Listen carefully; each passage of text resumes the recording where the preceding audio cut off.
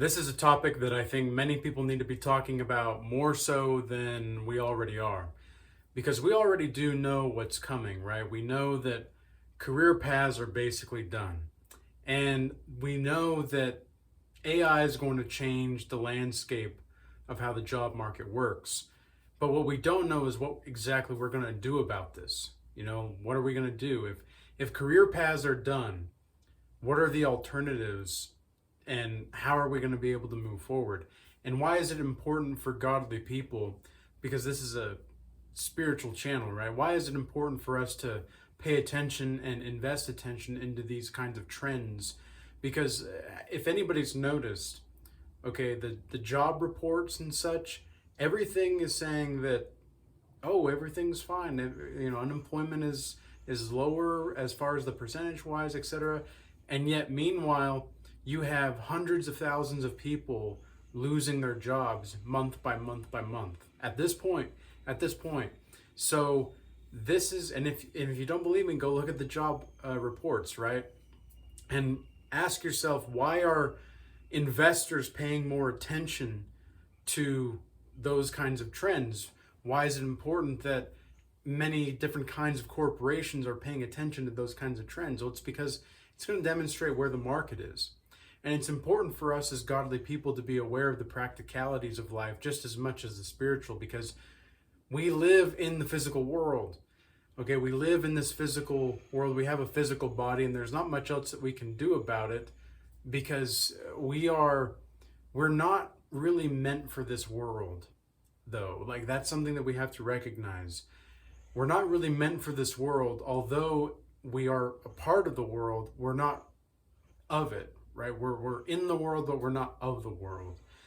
And I think that a lot of people that are on this career path trend, what they don't recognize and what many people are failing to talk about, because look, I had so many different topic ideas to go into this. Like, I had different video ideas that I wanted to talk about, and I don't have like a script. Okay, I just have a topic that I want to talk about, and then I'll just let the Holy Spirit flow through me when I talk about these things, because I think that's the most appropriate response to how to communicate about this kind of stuff.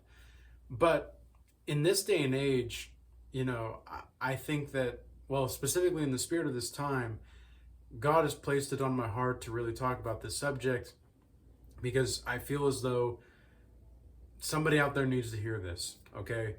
The best alternative forward that you have is to build hard skills, okay? Build skills that take, I don't know, construction or machine maintenance or anything like that, right?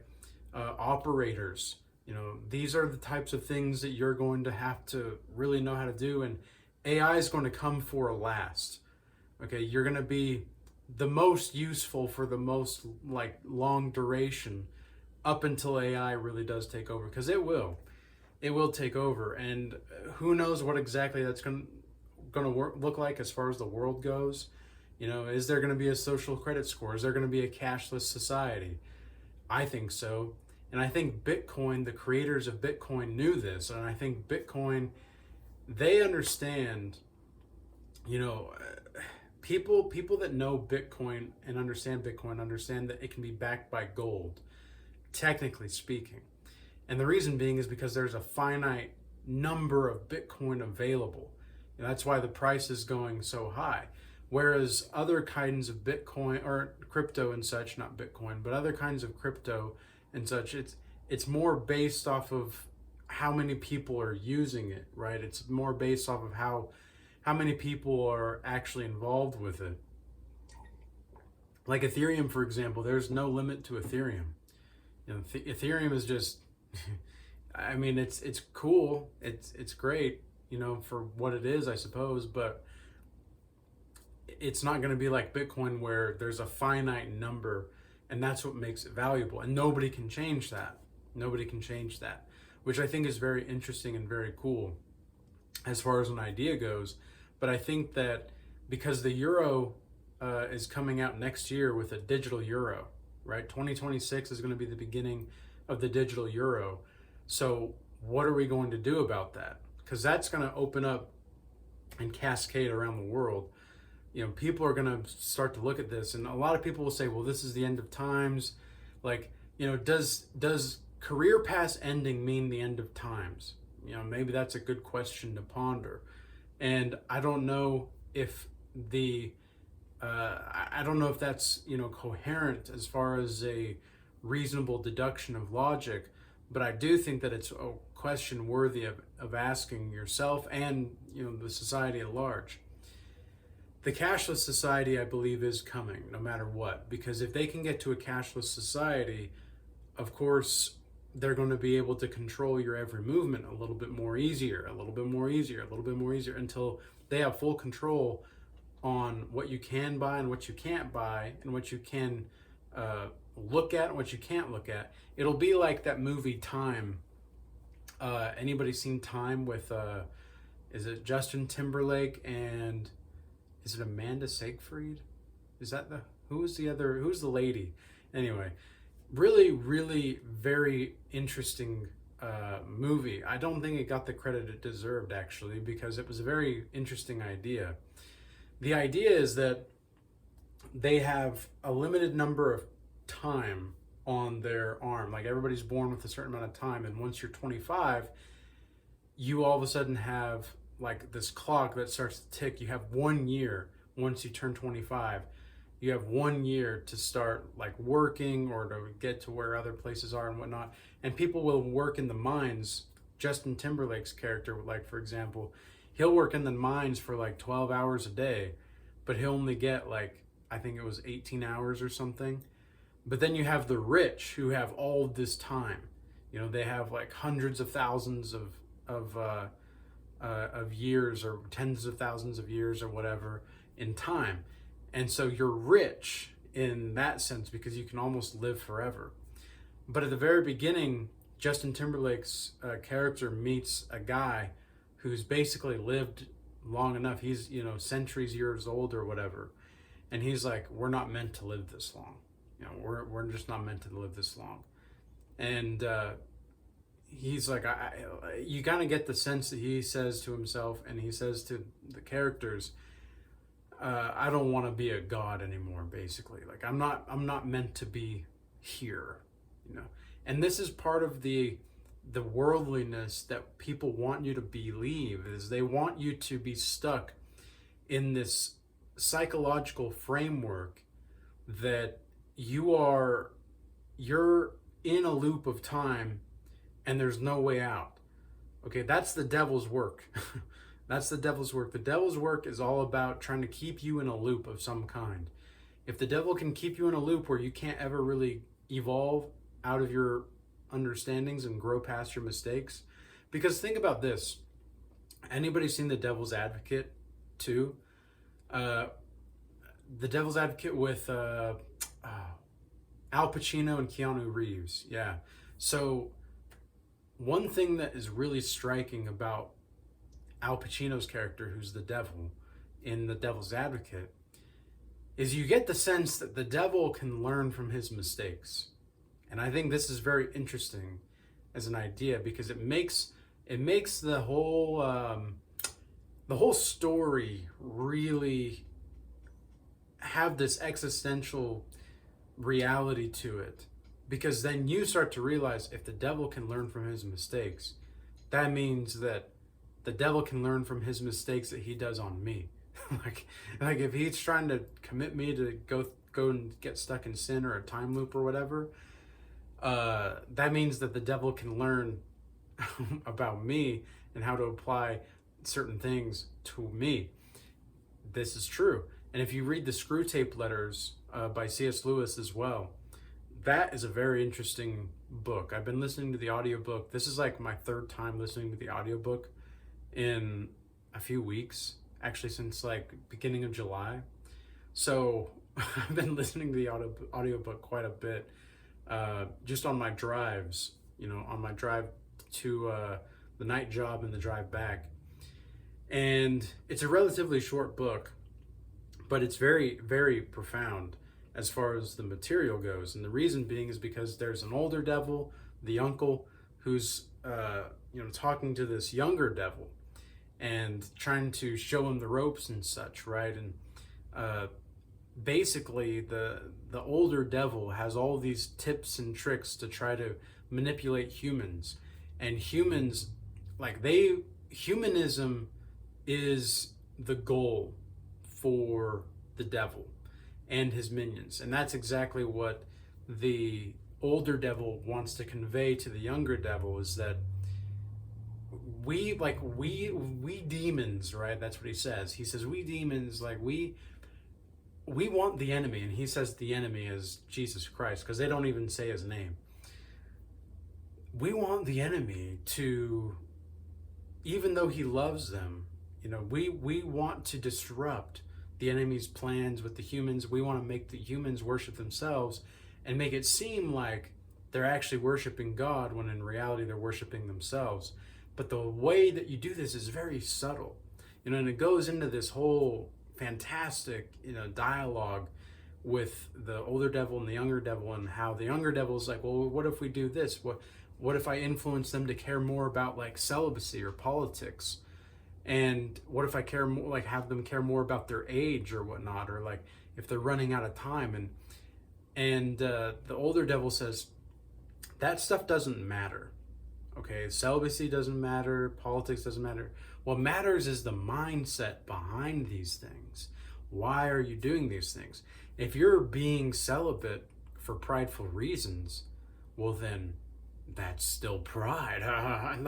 It's just little things like that. I'm paraphrasing a little bit on that last bit, but you guys get the point here. It's all about why are you doing the things that you're doing the way that you're doing them? And I think with the career path, what most people don't understand right now is that, it's very much done. And I've been saying this for over a year now. Career paths are over. But the way forward is to learn different skills and to accept that the career paths are done. We even have somebody in the community who, the Real Change Academy group that we have, he said that he lost his job in the 2008 recession or so, something like that, right? As an engineer. And then he had to switch careers entirely, and that's paid dividends for him. But the way that things shaped, since then, it seems like it's only been getting more and more profound as far as the changes in economics go for the society at large.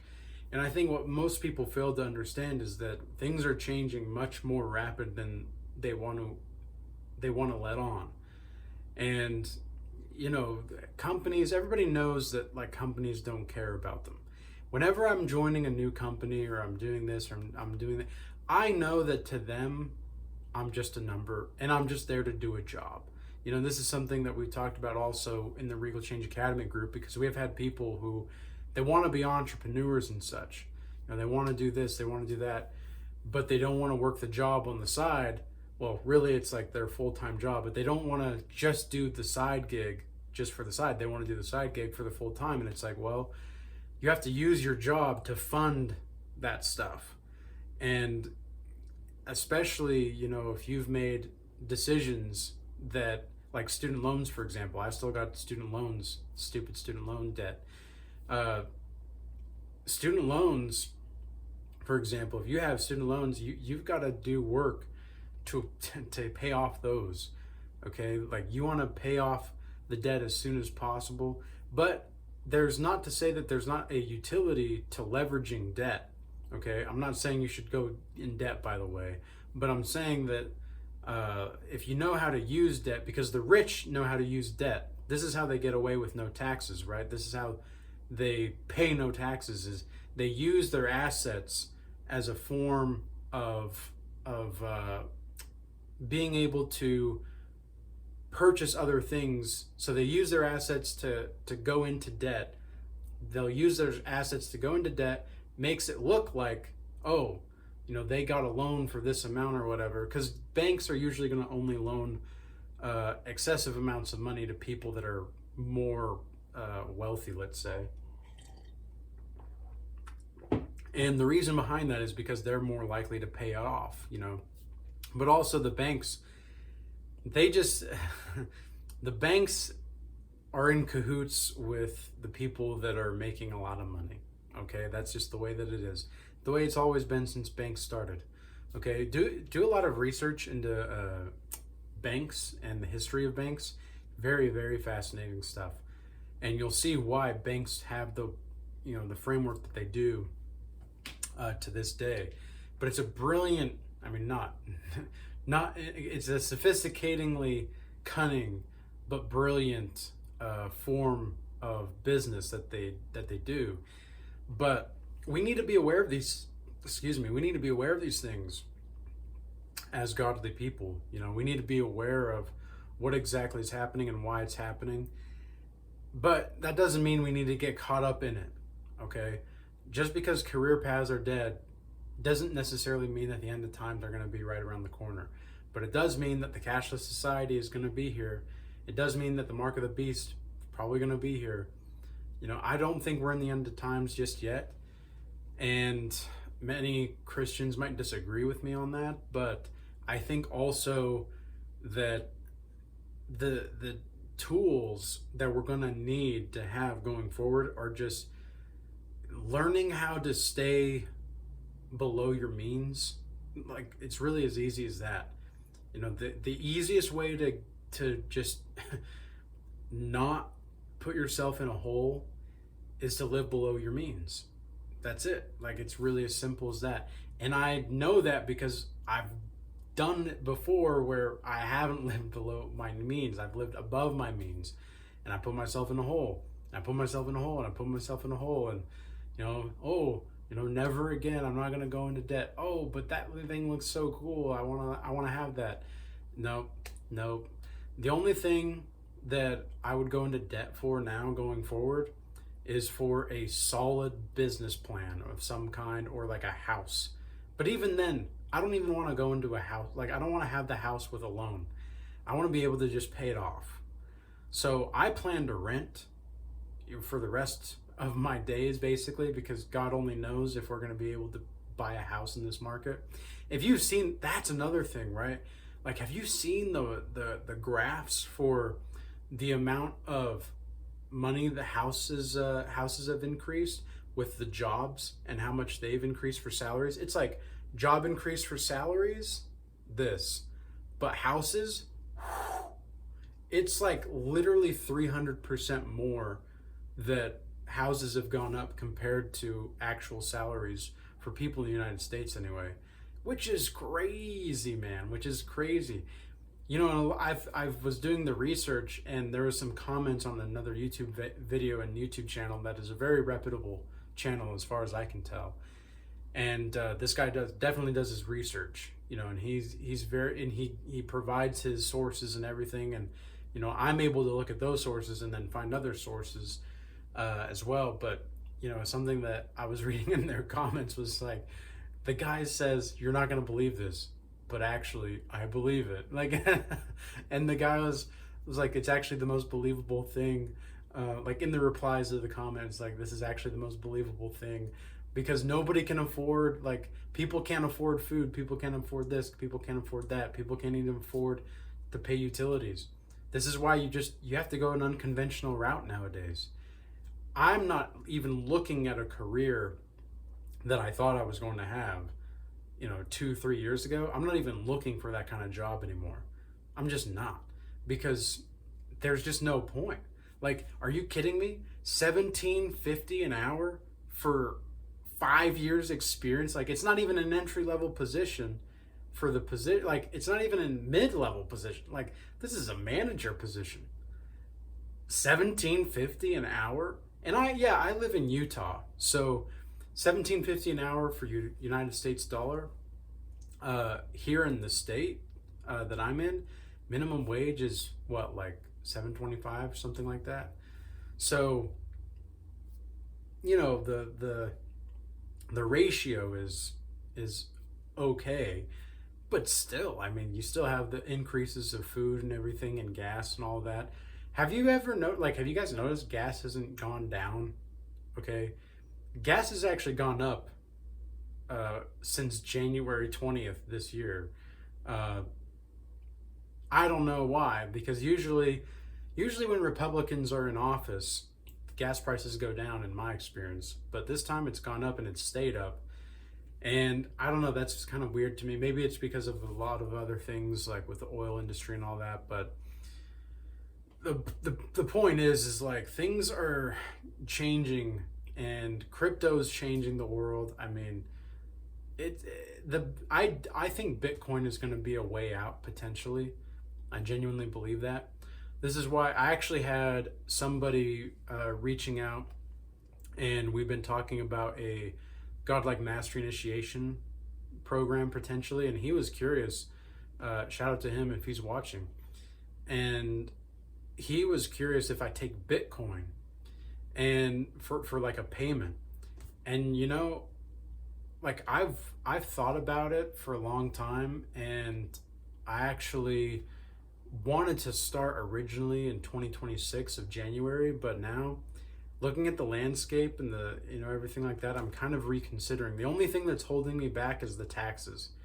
Like I'm not sure about the taxes. I don't understand enough about the taxes to really implement that into my business yet.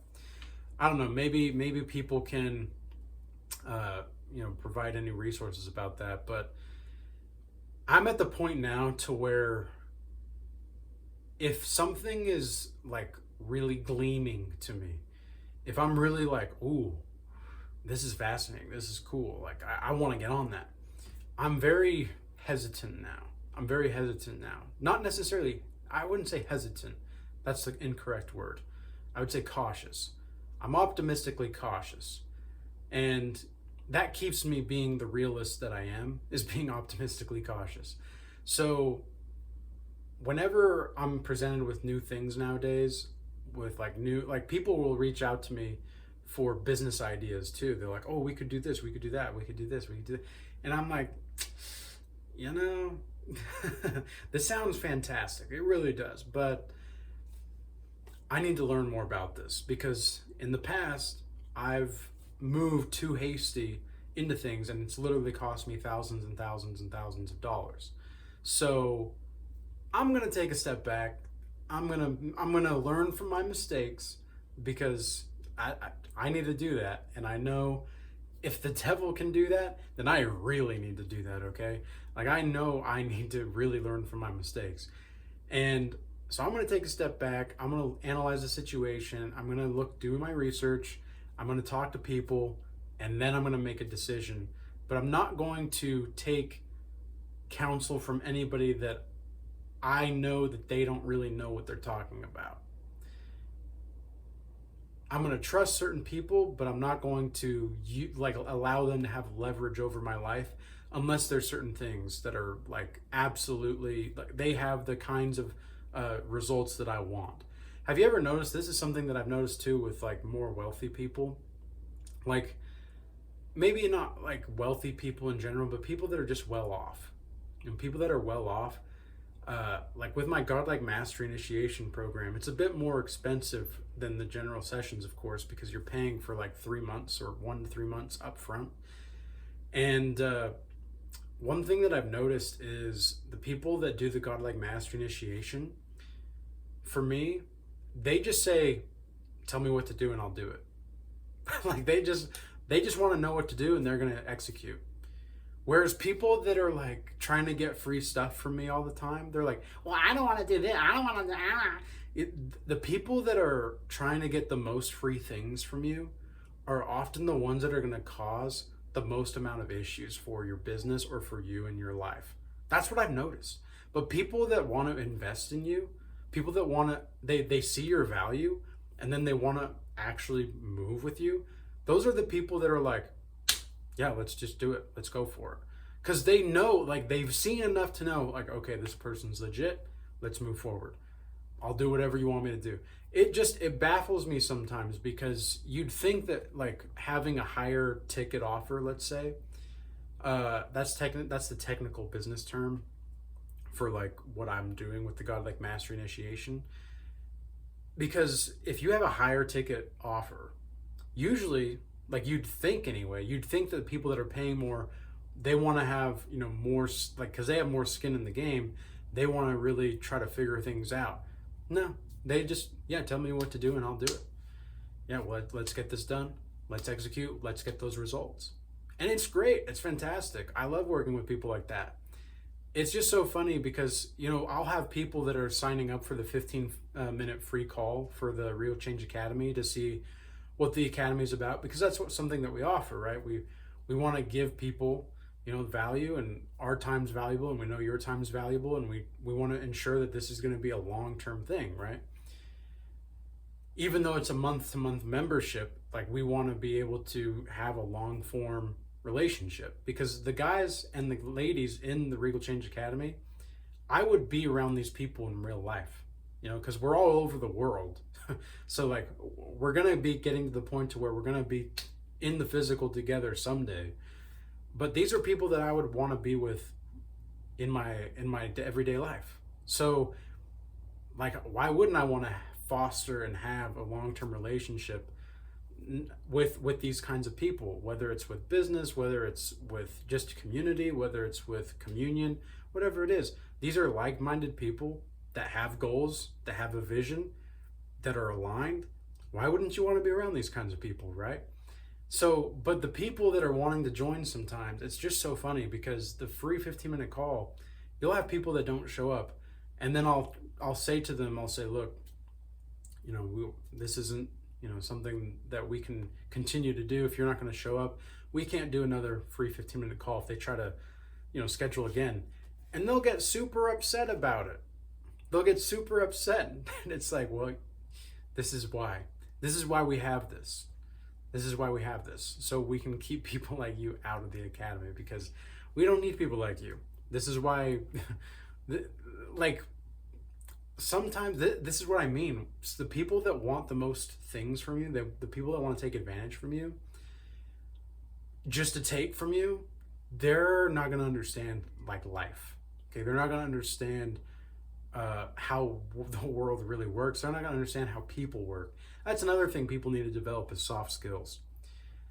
Because career paths are being done with. You have to learn how to communicate properly with people. Be humble. Okay, be mindful. It doesn't mean think less of yourself. It just means thinking of yourself less. Okay? Remember the difference there. That's a quote. I don't know who it's by, but I think that's a really solid quote. Yeah, humble doesn't mean thinking of yourself as, like, less than. Okay? This is something else they talk about in the Screw Tape letters, by the way. In the Screw Tape letters, they say that like, the demons, when they're talking, they're like, we want the humans to believe that being humble means, like, dismissing themselves. Okay, that's not what being humble is. Being humble is still having ambition and drive, but not letting your achievements get in your own way. Like, look, like, this is my book that I just barely published, right? Barely published this book. It's on Amazon. You can go check it out there, and it's in the link in the description box below. But, like, yes, this is a great achievement. Like, I did some research, and I was looking at, like, how many people actually finish a book, because I don't know anybody that started a book that's actually finished a book. One person. There's one person, actually. There's one person that I'm really thinking about. There's one person that I know, but I've met him, like, years and years and years ago. And I did some research, and apparently, like, 8 to 12% of the population start writing a book, but only 3% of that 8 to 12, 16% finish the book.